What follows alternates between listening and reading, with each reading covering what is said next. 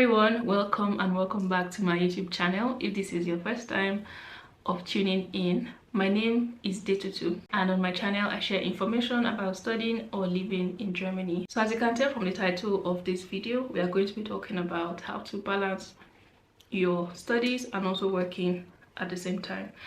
As someone who has completed her master's degree in Germany, I think I qualify to some extent to talk about a couple of tips that I adopted whilst I was studying. Of course, not everything can be adapted in every situation, but you can pick and choose to decide, okay, this one works, this doesn't work, or play around with it and decide which one you want to adopt. Okay, yes, so let's get right into it. I'm someone who likes to plan things to the T actually, and like I have a plan, I have weekly plans, I have monthly plans and all of that, and I'm going to implore you to at least try to create a schedule in terms of, okay, I have classes at these times and I have to study at these times. That also helps you to inform your employer what dates or days during the week that you're available to work. You cannot be working when you should be in class, and you cannot be working when you should be studying, and you cannot be working when you're supposed to be resting. You need to have a balance.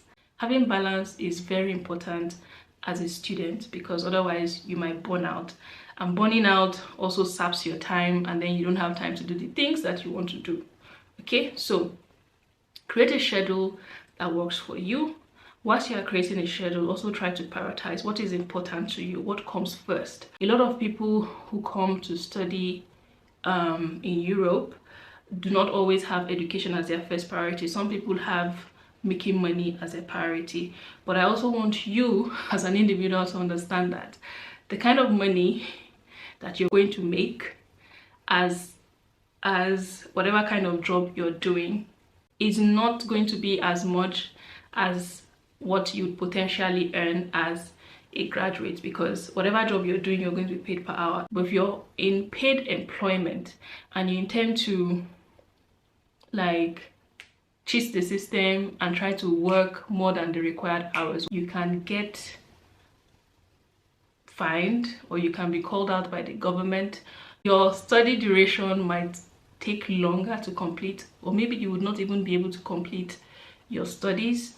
There are so many other negative reasons as to why you should not stress yourself too much to work more than the required time that has been allocated to you as an international student. Your primary objective when you come to study is to study and to complete your studies. Okay, so those are 2 points.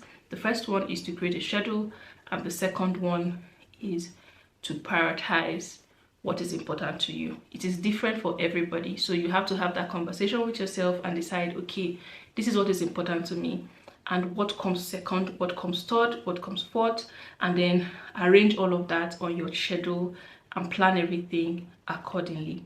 Whilst I was studying, something I used to do was to switch on my do not disturb at certain times of the day. I have the focus time feature on my laptop, so when I want to study, I want to focus on something in particular, I kind of block every notification on my laptop and I'm able to focus on what I need to focus on. I also use the Pomodoro technique. There's an app, I use an Android device. You can do multiple rounds depending on your capacity. I used to do 30 minutes of study and then 10 minutes of break, 30 minutes of study, 10 minutes of break. That way I'm able to complete certain tasks at specific time.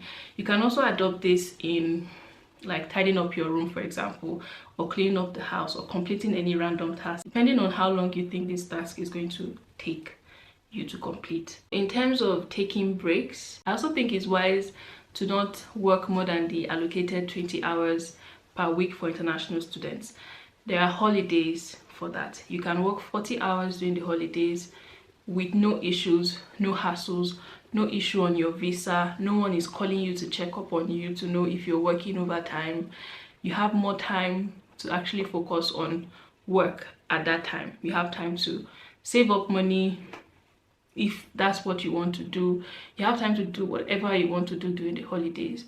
During the study period, you should focus on study and working 20 hours a week. I would also like to talk about making use of technology and making use of resources online. Before I came to Germany, this was not a thing for me. It was actually a little bit difficult for me to adopt using online resources, ebooks and all of that for a while, for a couple of months. I would say almost a year, because I'm used to using textbooks. I'm used to going to the library to use textbooks. I'm used to using physical books. I read books and I prefer my books in physical form. I only recently started getting used to using my Kindle to read, but on a normal day I would prefer to read a physical book than reading a book on my laptop or reading a book on the tablet, as the case may be. But I just had to adapt to that, because I remember a time there was this textbook that was really important for us to learn at the library. I think it was econometrics or something, and everyone, like, by the time I got to the library, it was all list, like they had 10 copies, or I think about 11. It was list out, there was no textbook available. Okay, so in cases like that, it would be a good idea to have an e-copy that is very light, that is very lightweight. It's not adding anything like on your person. This saves time. You can study for about 30 minutes or 20 minutes during your lunch break at work. That is better than nothing, better than glancing through your phone during your break. Okay, 30 minutes, like I said, is better. 30 minutes of study is better than nothing. At least you got something done during that time. And you can also like study during your commute to work or back from work. You can complete assignments as well. So it's really up to you to decide on how you want to plan your time and allocate your time accordingly. Try as much as possible to seek help and support from your friends. Ask them for assistance, speak to your professor, speak with a teaching assistant. They're always there to help you. Have study groups, like study in groups. No one is an island. Like, no one is an island. You need people, you need people, you need people, and the sooner you understand that, the better. So if you're struggling with a certain topic, find someone in class who can help you and explain things better. This is something I believe a lot of people struggle with, and that is the ability to say no.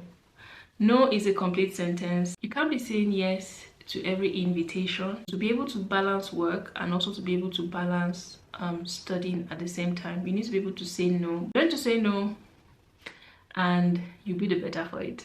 Thank you very much for watching this video. If you found this helpful, please give it a thumbs up. If you have suggestions for videos you'd like to see, please drop it down in the comment section below. Take good care of yourselves and I'll see you in my next one. Bye.